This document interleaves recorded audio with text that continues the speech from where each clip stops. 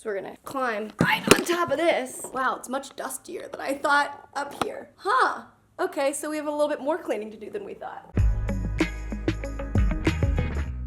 What we're gonna do today is organize my pantries. Pantries? I have one pantry, and it's a wreck. This is my pantry. This has a bunch of crap in it. And then on top is even more crap that I seldom use. Let's go through a little tour of my really bad pantry before we make it really good. If we open up all the doors, we are left with, oh Jesus. Okay, before I show you what I want it to end up looking like, I'll show you what it looks like now as we clean it out. Step number 1 is to take every single thing out of the cabinet. Whether you're doing your cabinet, whether you're doing your closet, or even like a junk drawer. Take everything out. You're lying to yourself if you don't. Even if you know, oh my God, I always have popcorn. Take the popcorn out. Wipe it down even. You could get crazy. You could. You should. You know what? Get crazy. I love that taking everything out of something is getting crazy. I love that going all in, committing for once. That's crazy. It is for some people. At the very top, I have paper plates and paper straws. I don't ever use paper products. Anytime I have people come over, I always use actual dishware and silverware. Ah! Okay, the goal for this is to take everything out. If there's something that I definitely will not eat, I'm gonna put it in a box that I can give to a friend or donate. The next tier is a mix of collagen powder, protein powder, and cat treats. My cats eat so much they don't need the treats too, but they are there. Protein powder, I've used one. Collagen, cat treats, and dog treats. I don't have a dog, but sometimes dogs come over. I'm a host for everyone. The protein powder I will keep because I just bought it last month.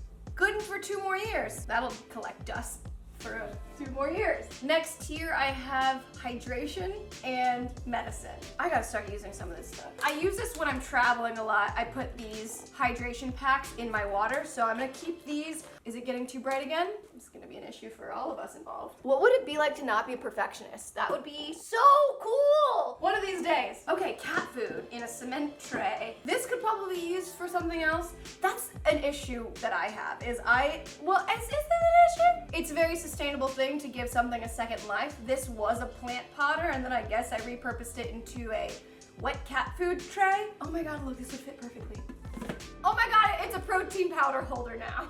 Up here, I put all the baking stuff kind of out of reach so I don't continue to bake all the time. I put a photo of this on Instagram in the past where I took all of my packaged baking goods and put them into these old IKEA jars that I had. And that's kind of inspired to redoing this whole entire thing. That and my incessant shopping habits. Oh my God, I need more counter space. Here's where we start using things. Anything eye level, I use a lot. These are going in jars almost immediately. Oh my God, I might need a meal break soon. I like it because it's like moving out to move back in, and you only need to have what you really want to have. Keep the good, but don't hold on to what you had just because you had it. That is a recipe for clutter. Mental and physical. From hip level and under is where I keep all of the processed foods. Pasta sauces, cereal, canned tomatoes, and literally an airport's worth of alcohol. I don't drink that much. I worked a lot with Smirnoff, and every deal that I did, they would send a bunch of bottles because they're very nice. And I always kept them because when I had people over, it was really easy to like slash it, to splash that with some sparkling water, and then it's a really easy cocktail. I'm gonna replace all of the alcohol in another place so that I can use this all for food. There's also this gem that we found. Just a picture of me on a Smirnoff bottle. Oh my God, it looks like it fits my head right here. Imagine me serving you out of this bottle. Outrageous. Okay, we've reached a point where my entire sink and countertops are all full of a bunch of food. I bought a few things off of Amazon that I'll link everything in the description, but these things are gonna help corral all of these things. I'm gonna start putting all the loose grains and nuts in these little glass jars, which I'll probably put most of the stuff I use a lot in these. And then everything else will go into smaller little mason jars. We're getting there. We're getting organized. We're getting clean. This is just the process. It gets dirtier before it gets cleaner. We know this by now. Here we go. I'm gonna call it canning. Let's can. Okay, so canning is kind of the right term. Canning, you use a bunch of jars, but it's really to preserve jams and pickles and stuff like that. I'm not gonna do that, but I am using a jar, so I guess we can call it jarring. I'm transferring all the random grains and goods that I had in my pantry, like rice and granola and nuts. For the granola, I did have 2 different types. One was honey and one was normal. I ended up marrying the granolas because I only had a little bit of one and majority of the other, so I just pushed them together. What if that's how actual marriage was? These 2 things were just laying around, so we just consolidated them. I labeled all of these jars with the expiration date with a piece of masking tape and a Sharpie, just so I knew when they would go bad. And it's easy to see once you grab something, you just flip it over and you can see if you're eating poison or not. So I continued to do that with everything until I got to cereal. I don't really eat cereal that often, but it is in my house. So I just put them in bigger jars that I had, but I didn't have tops for the jars. So I ended up cutting little pieces of beeswax paper, which is heat activated. So if you just press it together with the warmth of your hands, it's gonna create a sealant. And then I just took a rubber band that I had from some takeout container and did a little double seal there. Will it stay fresh? I don't know, but I also don't eat cereal. The stakes are very low. I did the same thing with peanuts. I also took away all of the extra salt that was in packaged peanuts. And I even jarred some of these hydration packets that I was talking about. I took a clear large jar that was holding on to a candle, which was already lit. I should have blown this out before handling, but anyway. I took out the candle and I put in all of the hydration packets, realized I hate the way that they were configured, dumped them out and put them in like a crazy person like I am. For all of my bottles and sauces, I also wanted to make these look a little bit more uniform, so I drew a warm bath for them, and I soaked them all in there until their labels fell off. Some of these were a lot harder than the other ones. Sometimes you have to scrub them a bunch. Sometimes they just peel off. And sometimes they are plastic labels, and I realized that I wasted a bunch of my time. So after I dried them all off, this is the Goo Gone jar that I had made because I had spilled my plastic container. So this kind of spawned the entire idea of redoing my pantry, is this one thing of Goo Gone. This is what I want it to look like. I'm gonna label everything to look like this. So in order to do that, I actually use the Goo Gone and take away sticky residue on all of the bottles. This did take longer than I wanted, but it was all for the greater good. Okay, when it comes to spices, I have so many spices in so many different containers, and it drives me absolutely crazy. So I found these spice jars that have little shaker tops, and I just did the same thing, transferring all of the old spices into these jars, using a makeshift funnel and then writing on a piece of masking tape whatever that spice is because my labeler hadn't come in yet.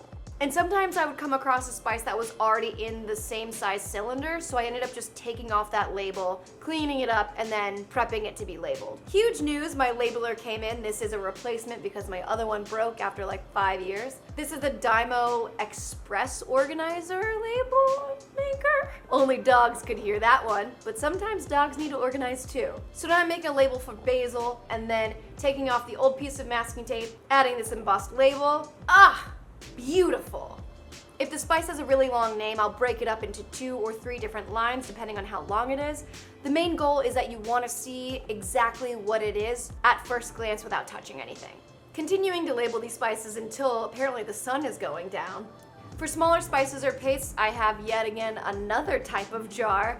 This is like a smaller mason jar, except for it's got this little Catholic cottagey texture to it. Oh no, they're diamonds. Again, labeling it because uniformity. I continue to do this with every single thing I own. Yes, even my bottle of Tapatio. People think I'm crazy. I say it's worth it.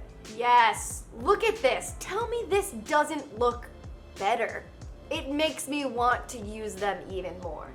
Once everything is labeled, I start putting things into the pantry based off of what I use the most. So anything at my eye level, I want it to be because I reach for it the most often.